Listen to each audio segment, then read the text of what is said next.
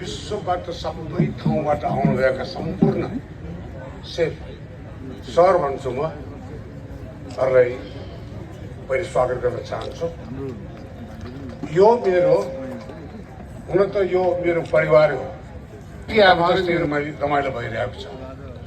म पहिले मलाई निमन्त्रण दिन आउने बेलामा अरुणजी र साथीहरूलाई मैले भनेको थिएँ म अहिले 84 वर्ष भइसकेको छ, उद्योग र व्यापारबाट अवकाश लिएको छ भने 10 वर्ष भइसक्यो।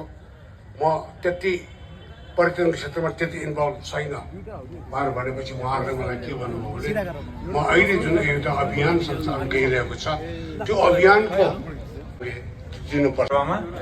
नेपालमा पर्यटनको सम्भावनाको बारेमा त मैले तपाईलाई भनिराख्नु पर्दैन।